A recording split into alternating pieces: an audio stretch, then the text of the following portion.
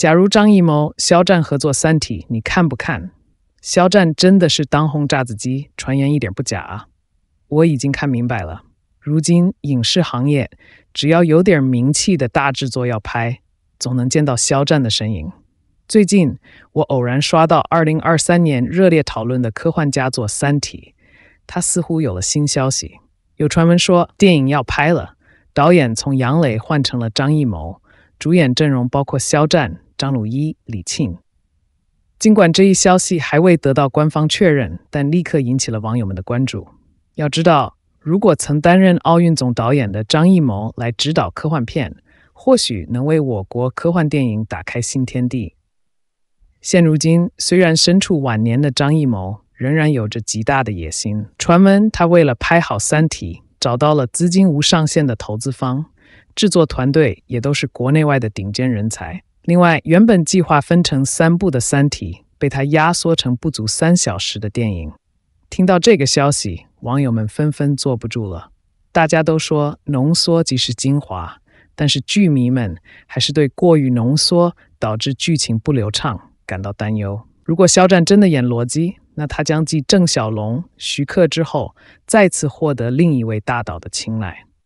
这对于肖战作为演员来说，绝对是最大的肯定。他最近凭借《藏海船》成功坐稳权谋男主的地位，急需一部优秀的电影来为自己开辟晋升之路。而《三体》无疑是最佳选择。这部剧拥戏无数，自带热度，再加上肖战的影响力，如果成真，强强联手，《三体》或许能够成为肖战摆脱流量标签的最佳跳板。当然，期待归期待，心中仍有些担忧。一种是担心消息不实，另一种则是对导演的拍摄水平不确定。毕竟以往张艺谋擅长的文艺片都能取得不错的成绩，此次要尝试科幻片，着实让网友们对制作水平感到忧虑。如果真是张艺谋执导，他这次的压力可不小。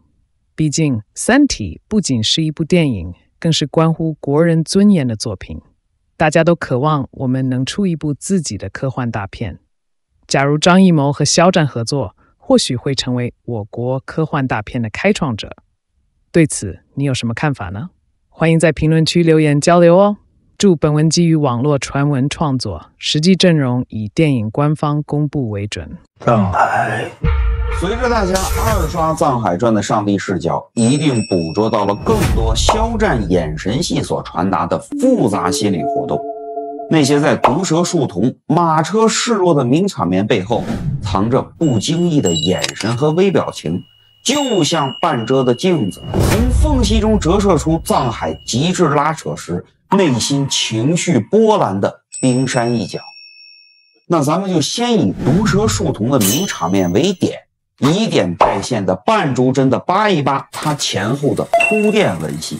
这一段就有少说10种不同的眼神。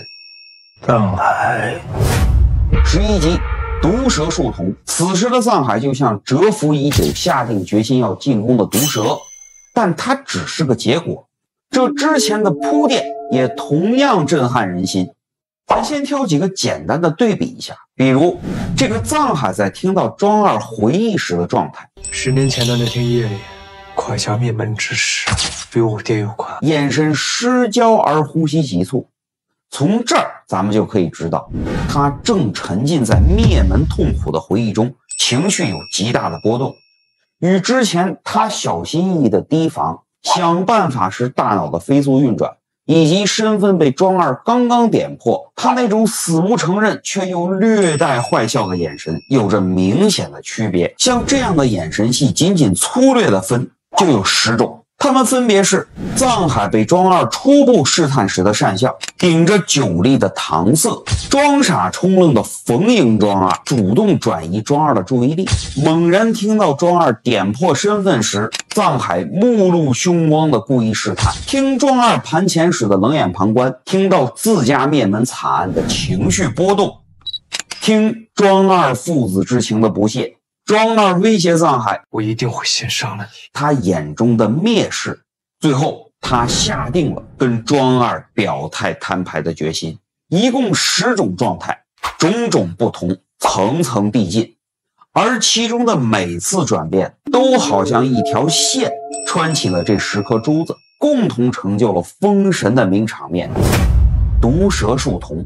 我想之所以大家二刷的津津有味，相信也是被这些容易忽略的细节所震撼吧。那么如果把视角放大到全篇，这段戏也只是藏海与庄二合作的一个重要转折点而已。藏海选择庄二，是司马懿选择了曹丕，是隆科多选择了四爷，是庞统选择了刘备，他们相互帮助又相互利用，最终相互成就了各自的成长弧光。在毒蛇树瞳这一段戏，之所以藏海敢于试探庄二，是因为在上一次泡澡中，他已经试探出了庄二就是想要引起父亲平津侯的注意。尤其是当庄二敏锐地察觉到他话题永远离不开自己的父亲，藏海眼神中勾起的这个笑意是既坦诚又贪婪，正是藏海的绝招，用真话去掩盖更真实的目的。其实藏海从没轻视过庄二，他少年时就知道庄二并不简单，这些小心思在他们拉扯细节时的眼神中都有映射。毒蛇树瞳，这是各种高光的瞬间之一。屏幕前的各位还对哪些藏海的眼神记忆犹新呢？欢迎在评论区点菜。最近呢，大家都在二刷《藏海传》，大家有没有发现，在你有了上帝视角之后，其实更能够感觉到肖战表演的准确和用心的设计。全网都说眼神戏最好，演出了藏海最惹人怜爱的核心，心机与清澈的极致反差。那究竟是怎么个好法呢？那咱们今天就挑2段看似平静的文戏，只针对眼神半逐帧的分析一下它表面平静下的波涛汹涌。为了方便对比，咱们从后往前来。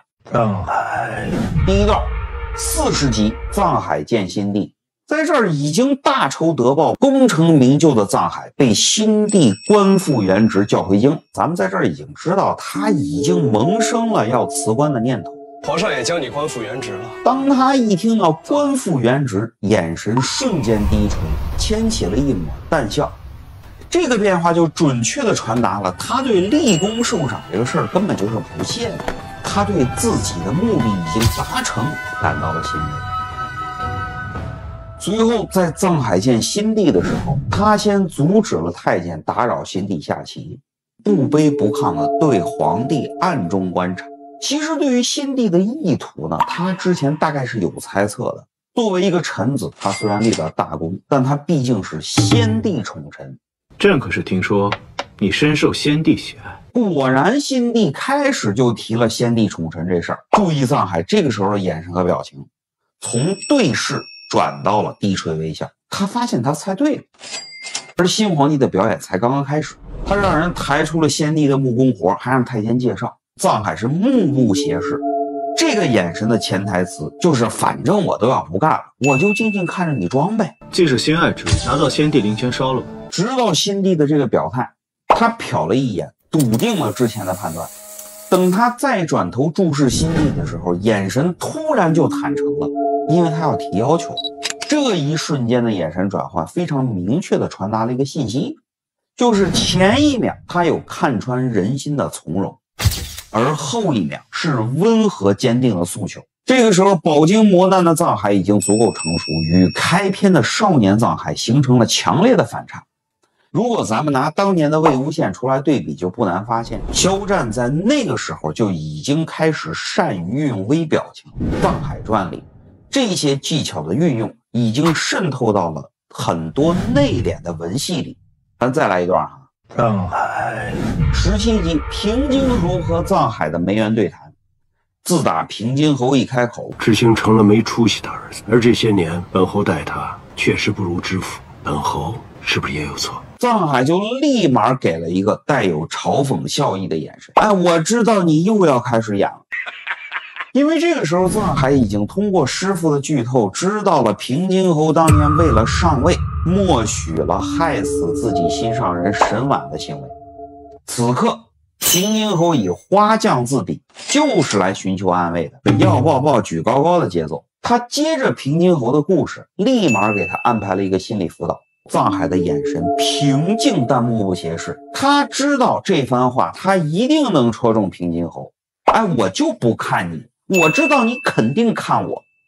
难怪全网都会夸他的眼神细好。从少年藏海的隐忍到攻城后的通透，肖战光用眼神就已经表达了这个角色的成长弧光。屏幕前的各位，你被他的眼神戳中过吗？请在评论区分享讨论。拜拜。